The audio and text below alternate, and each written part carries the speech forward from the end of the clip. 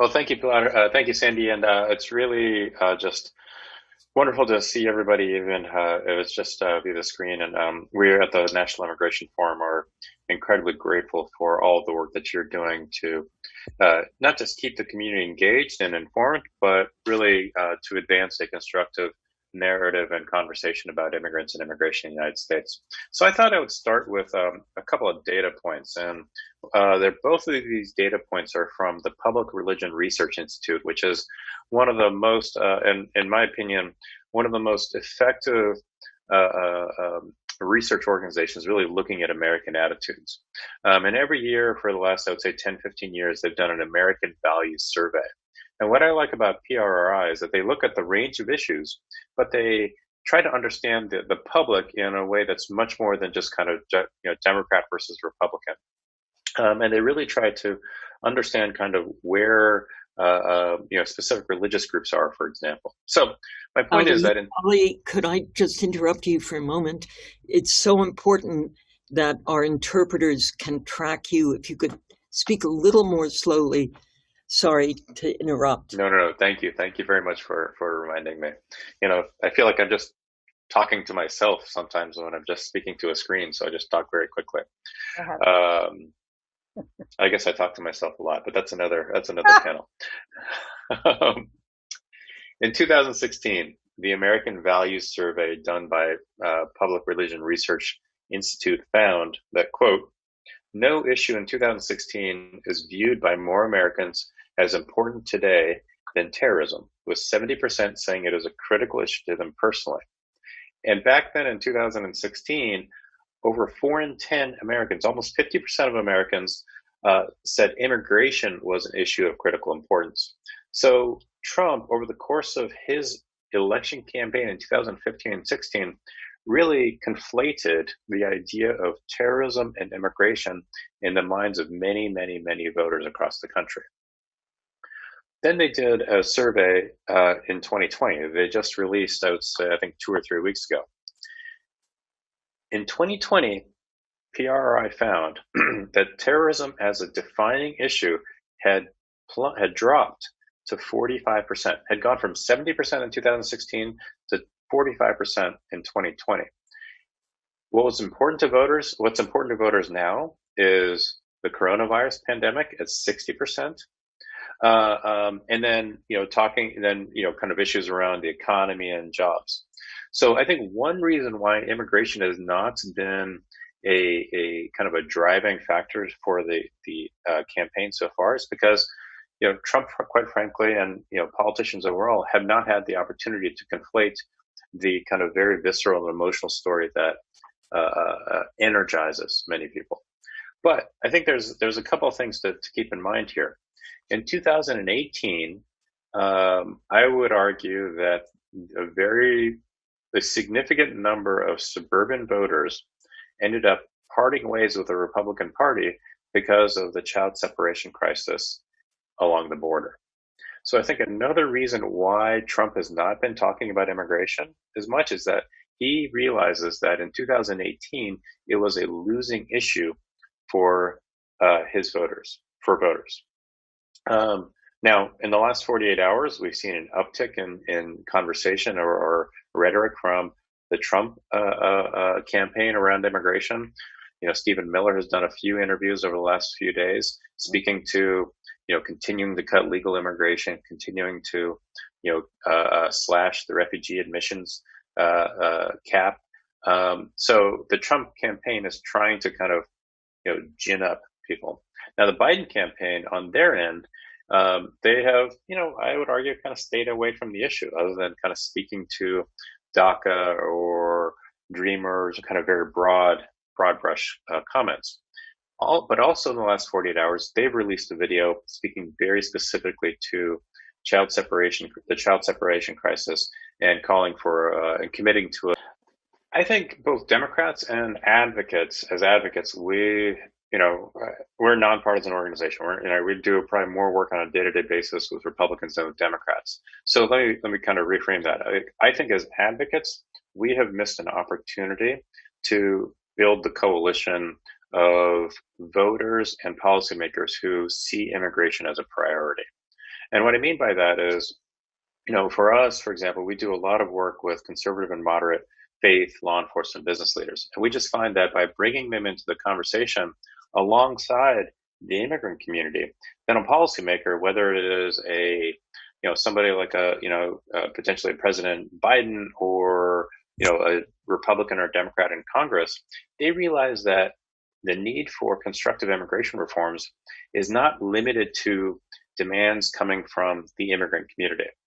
The demands coming from the immigrant community are being echoed and supported by a broad spectrum of voters, from Democratic to Independent to Republican.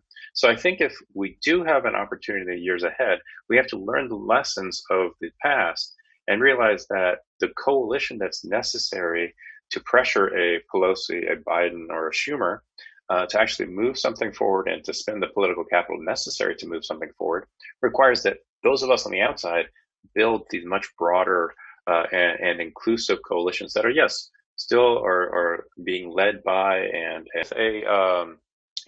look, if it is a second term of a Trump administration, we will continue to see cuts to legal immigration. I mean, over the course of his time in office, we've seen a cut by over 50% since COVID. In essence, immigration has been almost completely closed. I think with a Trump second term, we'll see cuts to legal immigration. We will see continued attacks on DACA recipients. Those with temporary protected status will lose their status, and we'll see 400,000 individuals and their families being forced to return to their home country. So I think the list of things that a Trump administration will do to reduce immigration, take away whatever rights are left for immigrants, that's the reality that we'll face. I think with the Biden administration, on day one, we would hope that he would extend DACA protections, extend TPS protections, but also really try to think about and try to move the stabilization of legal residence and citizenship for TPS and DACA recipients, as well as legalization of the undocumented essential workforce that's contributing to the response and recovery to COVID-19. And there will be an opportunity at the beginning of a Biden administration to ensure that the immigrant workforce that is part of the essential workforce can enjoy full legal status, and which in essence, says that we should all be treated equally. So my read on this is that some of, for example, the efforts for the census counts to say that the undocumented should not be, part of the census count, from my perspective, are the early steps to making the case that the 14th Amendment does not apply to the immigrant community, which has an impact on the census, on birthright citizenship, and even potentially Filer versus Doe and the undocumented immigrant children who are in elementary schools. So I do think that if we are faced with a second term, there will be a steady stream of, whether they are executive orders or litigation, that really chip away at equal protection. Thank you so much, Ali. Please stay around if you can. And then I now welcome Alex Nowrasteh. Alex, welcome. And I'm always very interested in all the data that Alex puts out from the Cato Institute. He's a data guy, and he goes on Fox regularly to talk about this data and kind of present, the logical, rational point of view. Alex, welcome. Well, thank you so much for having me. I almost wish Ali could keep going because I always learn so much from him. But I'll step in and try to fill his enormous shoes with my small feet. So there's a couple different issues I want to talk about. Many of them are more sort of relevant now than before. I'm going to talk about deaths in detention facilities, ICE detention facilities, some of the changes to the refugee and asylum system, some of the changes to foreign worker categories, with focus particularly on the H-1B visa, and then sort of end with what Trump has basically done to the legal immigration system, especially this year, which is essentially shut it down. So when it comes to deaths in detention, we've seen a sharp increase in the year 2020, the fiscal year, which ended at the end of September, of an increase of up to 21 people who have died in immigrant detention, which is up from 8 people over the 2019 fiscal year. And this is over a time, by the way, when the number of people admitted to ICE detention facilities is much lower than it was in earlier years. So, for instance, in 2019, 511,000 people were admitted to immigration detention. In 2020 fiscal year, it was only about 177,000. So you have a much smaller pool of people going into immigrant detention facilities, but a much larger number of people who are dying. So much so that the death rate in ICE immigration detention in 2020 was 11.8 per 100,000 admissions, which is almost 7 times higher than what it was in 2019, and the second highest that we have on record. The only other year that was slightly higher was in 2004, which is right when they started to actually keep statistics on the number of people who died in immigrant detention facilities.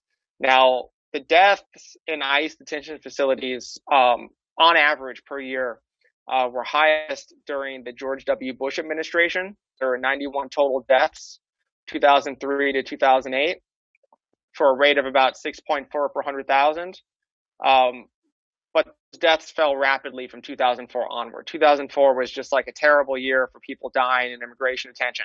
So they started to improve dramatically after 2004.